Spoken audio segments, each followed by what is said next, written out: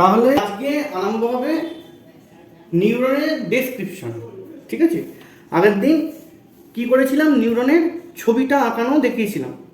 আজকে নিউরনের ডেসক্রিপশন। তাহলে প্রথমেই বলি কি নিউরন কি। নিউরন হলো স্নায়ুতন্ত্রের গঠনগত ও কার্যগত একক।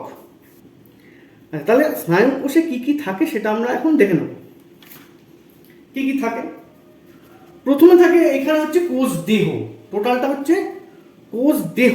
হ্যাঁ, কোষ দেহকে, নিউরনের কোষ দেহকে বলা হয় নিউরোসাইটন। নিউরনের কোষ দেহকে বলা হয় নিউরোসাইটন। তাহলে কোষ দেহ কোনটাই, টোটাল বডিটা হচ্ছে কোষ দেহ।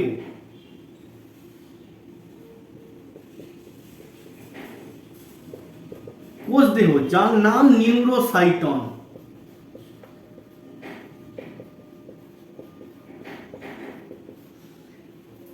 আচ্ছা, তারপরে কি থাকে, তারপরে উপরের দিকে যেগুলো আছে সেগুলোকে বলা হয় ডেনড্রন। ডেনড্রন আর একত্রে বলে ডেনড্রাইট। আচ্ছা, তাছাড়াও কিছু কিছু দানা থাকে, এর ভেতরে কিছু কিছু দানা থাকে যেগুলোর নাম হচ্ছে নিজেল দানা। আর থাকে কিছু রাইবোজোম, কিছু রাইবোজোম ছড়িয়ে ছিটিয়ে থাকে। তাহলে থাকে হচ্ছে নিজেল দানা আর রাইবোজোম, নিজেল দানা আর রাইবোজোম। আচ্ছা, এইখানে থাকে নিউরোফাইব্রিল। এইখানে থাকে নিউরোফাইব্রিল। নিউরোফাইব্রিল এইগুলো হচ্ছে নিউরোফাইব্রিল। প্রত্যেকটা নাম আমি লিখছি না, আগের দিন লেখা আছে বলে। আচ্ছা, তাহলে আর নিউরনে কোষ পর্দা বর্তমান।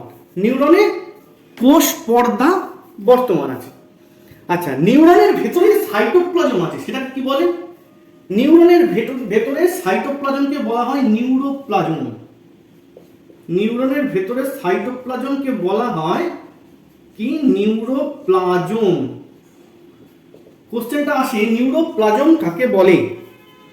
আরেকটা কোশ্চেন আসে নিউরোসাইটন কি। আরেকটা কোশ্চেন আসে নিউরোসাইটন কি। আচ্ছা, সাইটোপ্লাজমে কতগুলো রাইবো প্রোটিন নির্মিত দানা থাকে, ঠিক আছে, যেগুলো ক্ষারীয় রঞ্জকে রঞ্জিত করলে গাঢ় বর্ণ ধারণ করে, তাদেরকেই বলা হয় নিজেল দানা। তাদেরকেই বলা হয় নিসেল দানা বা নিজল দানা, নিজল দানা।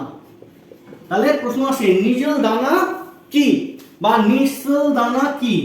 নিসেল দানা বা নিজল দানা বলে, নি বর্গীয় জল, নিজেল দানাও বলা হয়। আচ্ছা, নেক্সট আসি নিউরোফাইব্রিল। নিউরোফাইব্রিল কাকে বলে? নিউরোফাইব্রিল কাকে বলে কি বলতে হবে, মাইক্রোফিলামেন্ট এবং মাইক্রোটিউবিউল নিয়ে গঠিত কতগুলি প্রোটিন জাতীয় তন্তুময় জালক কোষের সাইটোপ্লাজমে ছড়িয়ে থাকে। কার কোষের? স্নায়ু কোষের। স্নায়ু কোষের সাইটোপ্লাজমে ছড়িয়ে থাকে, এদের নিউরোফাইব্রিল বলা হয়। তাহলে নিউরোফাইব্রিল কাকে বলে, এটা আরেকটা কোশ্চেন। আচ্ছা, তাছাড়া এই নিউরনে গোলগি বডি থাকে। গোলগি বডি কোন জায়গায় থাকে? নিউক্লিয়াসের কাছাকাছি। নিউক্লিয়াসের কাছাকাছি জায়গায় কিছু গোলগি বডি থাকে। হ্যাঁ, যেটা হয়তো কোনো কোনো সময় দেখতে পাওয়া যায়, হয়তো কোনো কোনো সময় দেখতে পাওয়া যায় না। আচ্ছা, মাইটোকন্ড্রিয়া সাইটোপ্লাজমে ছড়িয়ে থাকে, অসংখ্য মাইটোকন্ড্রিয়া থাকে। স্নায়ু কোষে অসংখ্য মাইটোকন্ড্রিয়া থাকে, কিন্তু স্নায়ু কোষের সেন্ট্রোজোম নিষ্ক্রিয়। স্নায়ু কোষের সেন্ট্রোজোম নিষ্ক্রিয় অবস্থায় থাকে। প্রশ্নটা আসে, স্নায়ু কোষ বিভাজিত হয় না কেন? স্নায়ু কোষ বিভাজিত হয় না কেন? কারণ স্নায়ু কোষের সেন্ট্রোজোম নিষ্ক্রিয় থাকার কারণে স্নায়ু কোষ বিভাজিত হয় না। এছাড়াও স্নায়ু কোষে কি কি থাকে? লাইসোজোম থাকে, কিছু রাইবোজোম থাকে। রাইবোজোমটা আমি বলেছি এখানে। হ্যাঁ, তাছাড়াও থাকে হচ্ছে কিছু কিছু লাইসোজোম। আচ্ছা, নেক্সট হচ্ছে ডেনড্রন পড়াবো। ডেনড্রন। ডেনড্রন হচ্ছে কি? ডেনড্রন হলো স্নায়ু কোষের অন্তর্বাহী প্রবর্ধক, যেটা দিয়ে কি হয়, সেন্স অন্য নিউরনের অ্যাকশন থেকে নিউরনের কোষ দেহে ঢোকে, মানে সংজ্ঞা বা সেন্স ডেনড্রন দিয়ে ঢোকে। সেটা হতে পারে আগের নিউরনের অ্যাকশন দিয়ে ঢুকতে পারে, অথবা হতে পারে কোনো কোষ দেহ থেকে ঢুকতে পারে, দুটোই হতে পারে। আচ্ছা, ডেনড্রনের বাইরের কোষ পর্দায় মায়োলিন আবরণী বা সোয়ান কোষ কিছুই থাকে না। ডেনড্রনের কোষ পর্দায় মায়োলিন আবরণী বা সোয়ান কোষ কিছুই থাকে না, কিন্তু অ্যাক্সনে মায়োলিন আবরণী এবং সোয়ান কোষ দুটোই থাকতেও পারে, নাও পারে। অ্যাকশন হচ্ছে লম্বা প্রবর্ধকটাকে অ্যাকশন বলে, ঠিক আছে? লম্বা প্রবর্ধকটাকে কি বলে? অ্যাকশন বলে। তাহলে অ্যাকশনে সোয়ান কোষ আর মায়োলিন আবরণী, সোয়ান কোষ এবং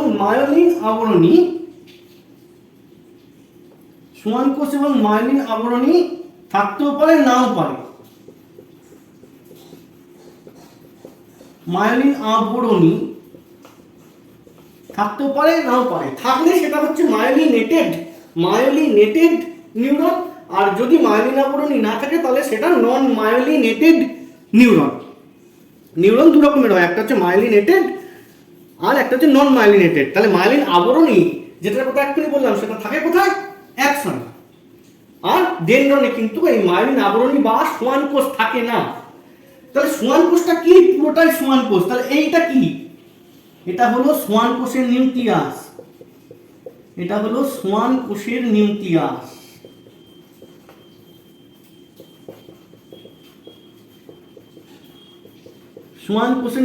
অনেক বইতে এইটাকে সোয়ান কোষ দেখানো আছে, কিন্তু এটা আসলে কি? সোয়ান কোষের নিউক্লিয়াস। আচ্ছা, এই হচ্ছে ডেনড্রন। অনেক সময় ডেনড্রনের কাজ দেয় আমাদের। ডেনড্রনের কাজ কি? কাজ হচ্ছে পূর্ববর্তী নিউরন বা কোষ দেহ থেকে স্নায়ু উদ্দীপনা নিউরনের কোষ দেহে প্রবেশ করা। পূর্ববর্তী নিউরন বা কোষ থেকে বা পেশি কোষ থেকে নিউরনের কোষ দেহে প্রবেশ করানো। কি না? সংজ্ঞাকে বা সেন্সকে বা উদ্দীপনা, স্নায়ু উদ্দীপনা। তাই হোক, এবার চলে আসছি অ্যাকশন। অ্যাকশন কি? অ্যাকশন হলো নিউরনের বহির্বাহী শাখা বা চেষ্টীয় প্রবর্ধক, যা কি করে? সেন্স বা স্নায়ু উদ্দীপনাকে পরবর্তী নিউরনে প্রেরণ করে। পরবর্তী নিউরনের কোথায় প্রেরণ করে? অ্যাকশনে, এই ডেনড্রন। অ্যাকশন পরবর্তী ডেনড্রনে স্নায়ু উদ্দীপনা প্রেরণ করে, তাই একে বহির্বাহী শাখা বা চেষ্টীয় প্রবর্ধক বলা হয়। ঠিক আছে? আচ্ছা, এই অ্যাকশনের শেষ প্রান্তে থাকে হচ্ছে এন্ড ব্রাশ, যেটার নাম হচ্ছে টেলোডেন্ড্রিয়া। এন্ড ব্রাশ বা টেলোডেন্ড্রিয়ায় গিয়ে অ্যাকশনটা শেষ হয়। আচ্ছা, অ্যাকশনের যে আবরণ তাকে কি বলে? অ্যাক্সোলেমা। প্রশ্ন আসে, অ্যাক্সোলেমা কাকে বলে? অ্যাকশনের আবরণকে অ্যাক্সোলেমা বলে। প্রশ্ন আসে, অ্যাক্সোলেমা কাকে বলে? অ্যাকশনের আবরণকে অ্যাক্সোলেমা বলা হয়।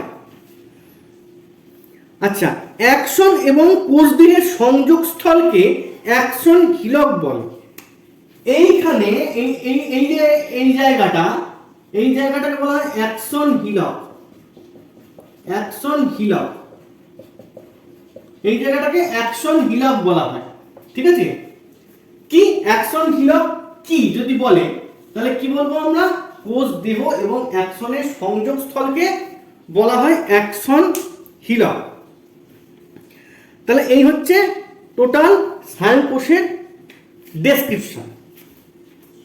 আর ডেনড্রনের পার্থক্য, প্রথমে কি আমরা যেটা দেখেছি সেটা থেকে বুঝতে পারছি কি গঠনগত পার্থক্য আছে একটা, আর একটা কি কার্যগত পার্থক্য আছে। একটা পার্থক্য গঠনগত, একটা পার্থক্য কার্যগত। উল্লেখ করে দিতে পারে প্রশ্নে যে অ্যাকশন এবং ডেনড্রনের একটি গঠনগত পার্থক্য লেখো, বা অন্যরকম ভাবে প্রশ্ন আসতে পারে অ্যাকশন এবং ডেনড্রনের একটি করে কার্যগত পার্থক্য লেখো। এখন ট্রেন্ডস এরকম। তাহলে গঠনগত পার্থক্য কি? অ্যাকশন হচ্ছে শাখাবিহীন, আর কি র্যানভিয়ারের পর্ব যুক্ত হতে পারে।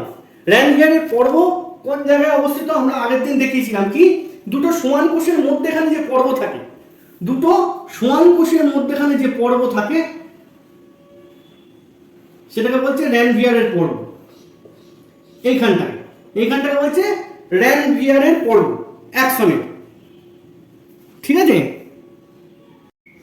তাহলে কি কার্যগত পার্থক্য নয়, আগে প্রথমে গঠনগত পার্থক্য আসি। গঠনগত পার্থক্য বলতে কি, অ্যাকশন শাখাবিহীন, ডেনড্রন শাখাযুক্ত। অ্যাকশনে র্যানভিয়ারের পর্ব থাকতেও পারে নাও পারে, কিন্তু ডেনড্রনে র্যানভিয়ারের পর্ব কখনোই থাকবে না। পরের পয়েন্ট, অ্যাকশন দীর্ঘ প্রবর্ধক, ডেনড্রন অ্যাকশন অপেক্ষা ছোট। এই হয়ে গেল গঠনগত পার্থক্য। গঠনগত পার্থক্য তাহলে কটা? তিনটে। নেক্সট হচ্ছে কার্যগত পার্থক্য। কার্যগত পার্থক্য বলতে গেলে কি হবে, অ্যাকশন কোষদেহ থেকে উদ্দীপনা পরবর্তী নিউরনে প্রেরণ করে। অ্যাকশন কোষদেহ থেকে উদ্দীপনা পরবর্তী নিউরনে প্রেরণ করে, কিন্তু ডেনড্রন পূর্ববর্তী নিউরনের অ্যাকশন থেকে বা পেশি কোষ থেকে উদ্দীপনা কোষ দেহে গ্রহণ করে, উদ্দীপনা কোষ দেহে নিয়ে আসে। তাহলে এই হচ্ছে অ্যাকশন এবং ডেনড্রনের কার্যগত পার্থক্য। ঠিক আছে, তাহলে অ্যাকশন আর ডেনড্রনের গঠনগত এবং কার্যগত পার্থক্য হয়ে গেল। কার্যগত পার্থক্য একটাই। আচ্ছা, নেক্সট চলে আসে কি, নিউরোগ্লিয়া কাকে বলে। আচ্ছা, নিউরোগ্লিয়া বলার আগে নিউরনের কাজ কি? নিউরনের কাজ অনেক সময় দেয় কি, নিউরনের কাজ হলো স্নায়ুস্পন্দন বহন করা, গ্রাহক থেকে কেন্দ্রীয় স্নায়ুতন্ত্র এবং কেন্দ্রীয় স্নায়ুতন্ত্র থেকে কারকাঙ্গের নিউরন স্নায়ু উদ্দীপনা বহন করে। ঠিক আছে, আচ্ছা এবারে চলে আসি নিউরোগ্লিয়া। নিউরোগ্লিয়া হচ্ছে ধারক কোষ, নিউরনের ধারক কোষ হলো নিউরোগ্লিয়া। নিউরনের চারপাশে নিউরোগ্লিয়া ঘিরে থাকে যাতে নিউরনটা কোনো ছিঁড়ে না যায় বা নিউরন ডিসপ্লেস না হয়ে যায়, সেই জন্য নিউরোগ্লিয়া নিউরনকে সাপোর্ট করে, ধারণ করে থাকে। ঠিক আছে, আচ্ছা যাই হোক, উদ্দীপনা নিউরোগ্লিয়া কাকে বলে যদি বলি, উদ্দীপনা প্রেরণে অক্ষম স্নায়ুতন্ত্রের অন্তর্গত যে কোষ বা স্নায়ুগুলিকে ধারণ করে তাদের নিউরোগ্লিয়া বা গ্লিয়াল সেল বা গ্লিয়াল কোষ বলা হয়। তাহলে নিউরোগ্লিয়া কিন্তু কোনো উদ্দীপনা গ্রহণ বা প্রেরণ করে না, শুধুমাত্র নিউরনকে ধারণ করে। এই নিউরোগ্লিয়া কয় রকমের হতে পারে? নিউরোগ্লিয়া হতে পারে অনেক রকমের, যেমন 1 নম্বর অলিগোডেন্ড্রোগ্লিয়া, 2 নম্বর মাইক্রোগ্লিয়া, 3 নম্বর এপেনডাইমাল কোষ বা সেল, অ্যাস্ট্রোসাইট, সোয়ান কোষ। মোটামুটি 5 ধরনের হতে পারে। তাহলে কি কি নিউরোগ্লিয়া হতে পারে? 5 রকমের। 1 নম্বর হচ্ছে অলিগোডেন্ড্রোগ্লিয়া, অলিগোডেন্ড্রোগ্লিয়া।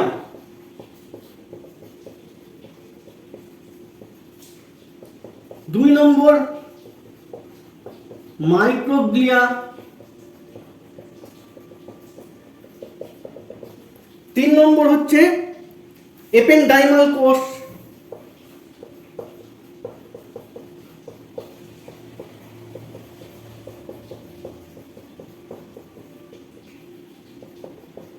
4 নম্বর হলো কি অ্যাস্ট্রোসাইট,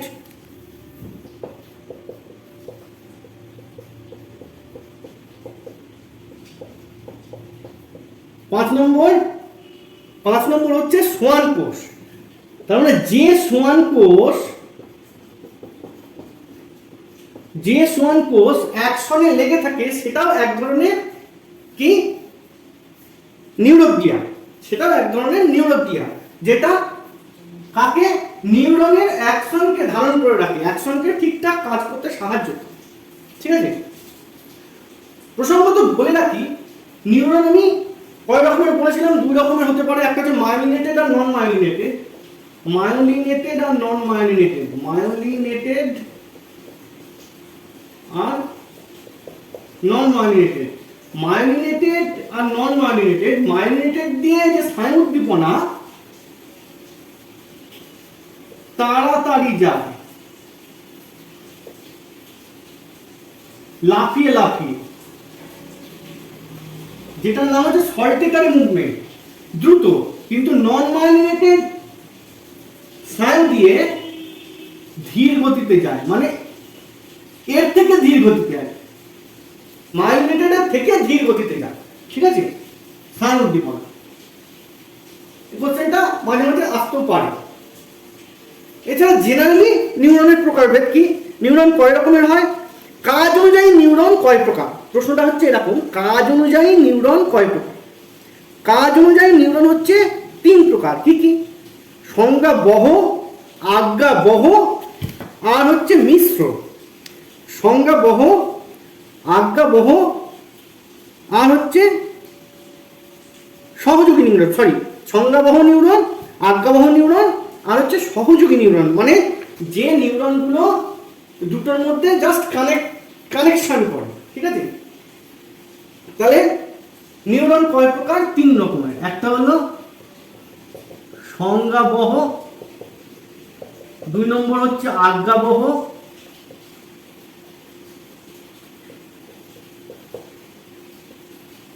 3 নম্বর হচ্ছে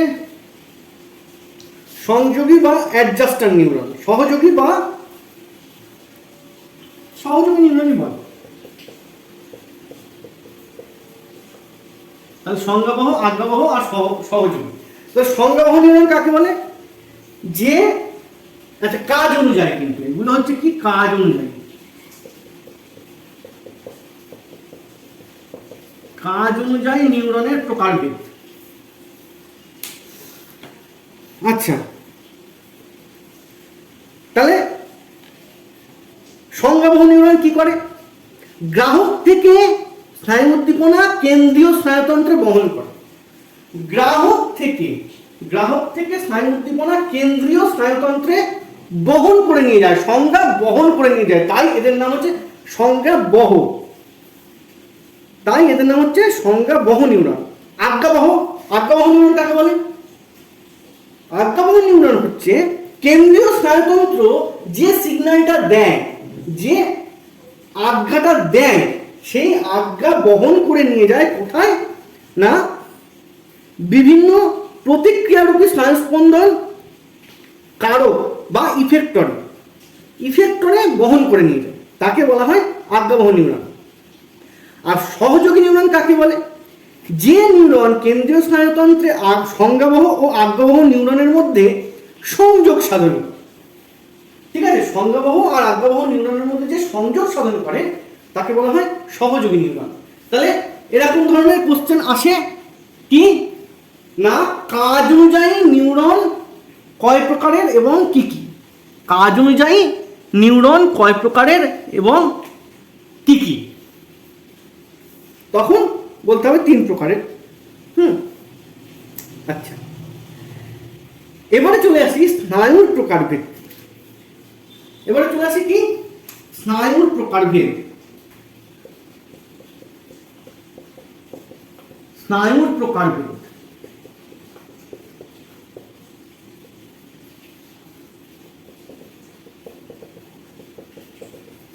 স্নায়ুর প্রকারভেদ মানে স্নায়ু কয় প্রকার,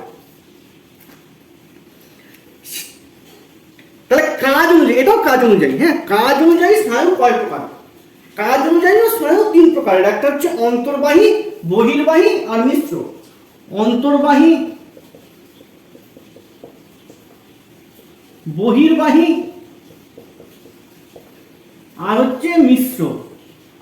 কথাগুলো শুনে অনেকটা বোঝা যাচ্ছে, অন্তর্বাহী যে স্নায়ু উদ্দীপনা ভিতরে প্রবেশ করে নিয়ে যায়, মানে গ্রাহক থেকে স্নায়ু উদ্দীপনা, যখন যে স্নায়ু গ্রাহক থেকে স্নায়ু উদ্দীপনা বহন করে মস্তিষ্কে বা সুষুম্নাকাণ্ডে প্রেরণ করে তাকে বলা হয় অন্তর্বাহী স্নায়ু। উদাহরণ অলফ্যাক্টরি অপটিক, উদাহরণ হচ্ছে olfactory optic, olfactory optic. Olfactory nerve কোথায় থাকে? আচ্ছা, অপটিক নার্ভ কোথায় থাকে? চোখে। ঠিক আছে, আচ্ছা।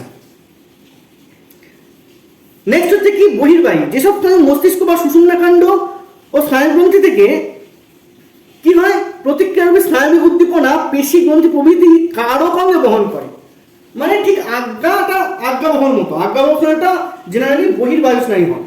তাহলে যেসব স্নায়ু কি করে, মস্তিষ্ক এবং সুষুম্নাকাণ্ড থেকে উদ্দীপনা কোথায় নিয়ে যায়? কারক অঙ্গে নিয়ে যায়, তাদের বলা হয় বহির্বাহী স্নায়ু। যেমন হচ্ছে ট্রক্লিয়ার আর অকিউলোমোটর।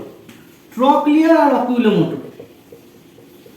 ট্রক্লিয়া আর হচ্ছে অকিউলোমোটর। ট্রক্লিয়া আর অকিউলোমোটর। আর নিঃস্র নার্ভ কি করে? দুটো কাজই করে, অন্তর্বাহী আর বহির্বাহী স্নায়ু কোষ দ্বারা গঠিত, যেটা সংজ্ঞা বহনও করে আবার সংজ্ঞা প্রেরণও করে।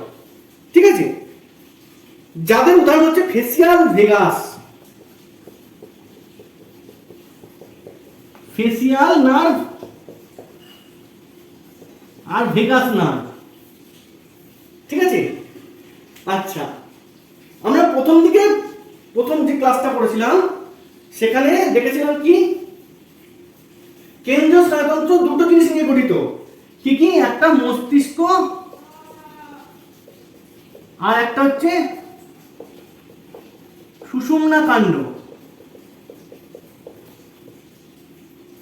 মস্তিষ্কে যে নার্ভ গুলো থাকে তাদের বলা হয় ক্রেনিয়াল নার্ভ। তাদের বলা হয় ক্রেনিয়াল নার্ভ। এটা জেনে রাখো, ক্রেনিয়াল নার্ভ।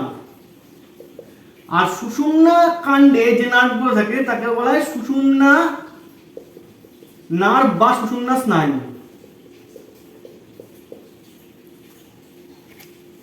ক্রেনিয়াল নার্ভ হলো 12 জোড়া। ক্রেনিয়াল নার্ভ হলো কটা থাকে? 12 জোড়া। আর সুষুম্না স্নায়ু থাকে কত জোড়া? 31 জোড়া। ক্রেনিয়াল নার্ভ থাকে 12 জোড়া আর সুষুম্না নার্ভ থাকে 31 জোড়া। তাহলে ক্রেনিয়াল নার্ভের 12 জোড়া গুলো পরপর কি কি? ফার্স্ট হচ্ছে olfactory, optic,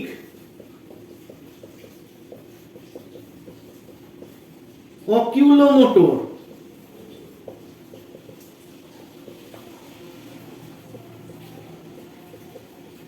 trochlear, trigeminal,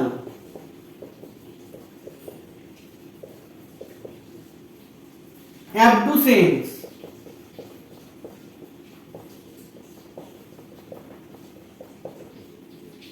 facial,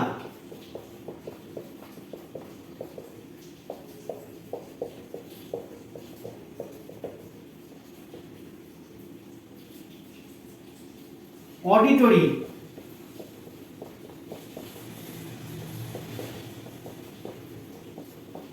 গ্লসোফ্যারেঞ্জিয়াল,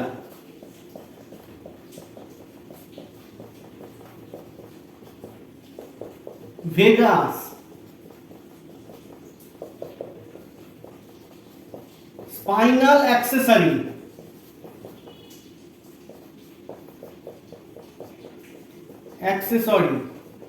আর 12 নম্বর হচ্ছে হাইপোগ্লসাল।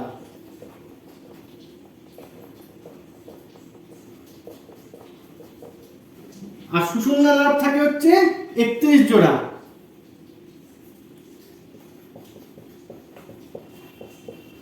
সার্ভাইকাল, থোরাসিক,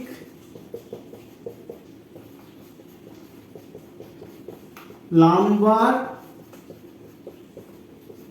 স্যাক্রাল,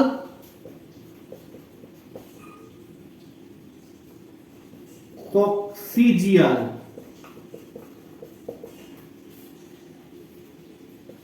8, 12, 5, 5, 1, 8 জোড়া 12 জোড়া, 5 জোড়া, 5 জোড়া, 1 জোড়া। এটা হচ্ছে সুষুম্না,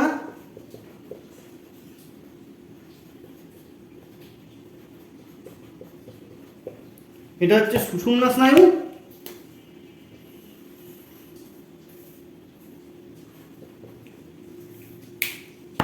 এটা হচ্ছে কেন্দ্রীয় স্নায়ু, সরি ক্রেনিয়াল নার্ভ।